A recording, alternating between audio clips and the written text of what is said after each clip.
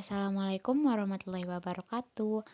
Halo semuanya, aku Istika dengan NIM 121609095 akan menjelaskan mengenai materi uji Wilcoxon dan praktiknya menggunakan SPSS. Selamat menyaksikan. Oke, jadi bahasan pertama yaitu mengenai karakteristik data yang bisa diuji menggunakan uji Wilcoxon. Dari tujuannya dulu nih teman-teman, yaitu untuk membandingkan distribusi dua variabel yang berhubungan atau membandingkan satu variabel pada dua kelompok sampel yang berhubungan. Nah, karena itu sampel yang berhubungan berarti datanya itu berupa data atau variabel yang dependen. Data observasinya juga berskala ukur ordinal. Dan kegunaan yang lainnya yaitu untuk mencari tahu efektivitas suatu treatment, teman-teman. Oke, daripada kita pusing, jadi kita mulai ke contoh soalnya aja yuk. Ini adalah contoh soalnya teman-teman. 10 orang siswa SMA mengikuti kursus A guna mempersiapkan UTBK dan melihat progresnya dari skor tryout yang didapat. Ini adalah data skor tryout sebelum dan sesudah mengikuti kursus. Jadi kita tuh ingin mencari tahu gitu apakah sebelum dan sesudah kursus itu terdapat perbedaan skor yang didapat dari 10 orang siswa SMA tersebut. Nah, untuk hipotesis penelitiannya yaitu terdapat perubahan skor tryout siswa SMA yang mengikuti kursus dengan metode A.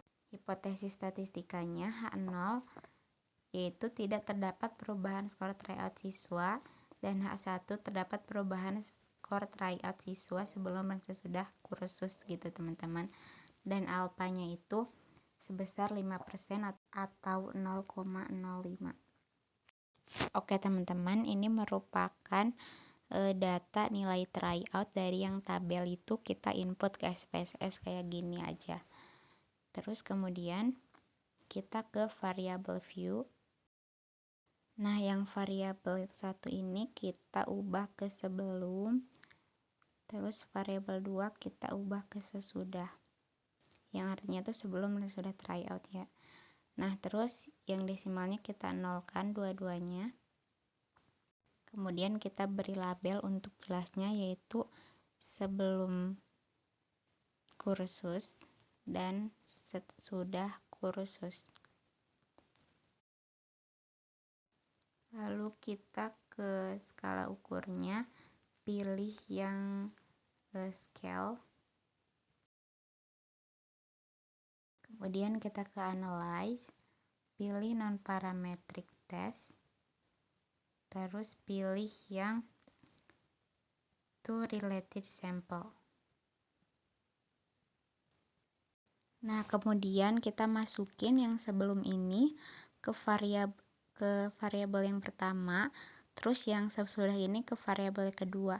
Jangan lupa centang yang bagian Wilcoxon ini, lalu tekan OK teman-teman.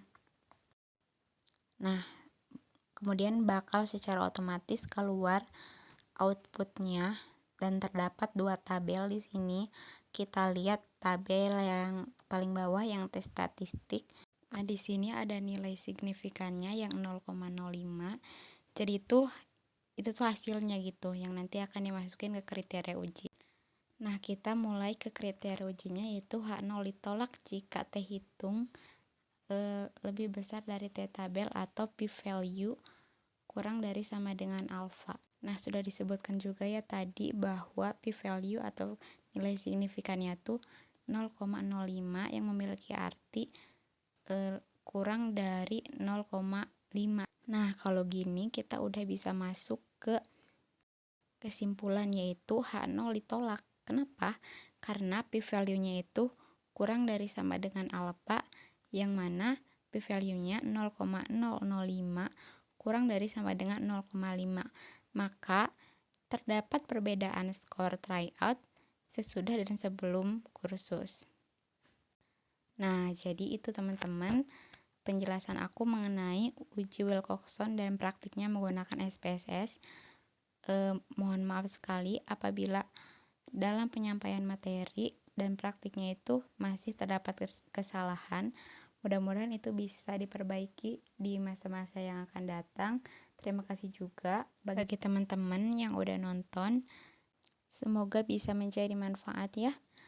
Mungkin itu aja. Wassalamualaikum warahmatullahi wabarakatuh. Udah semuanya. Terima kasih banyak.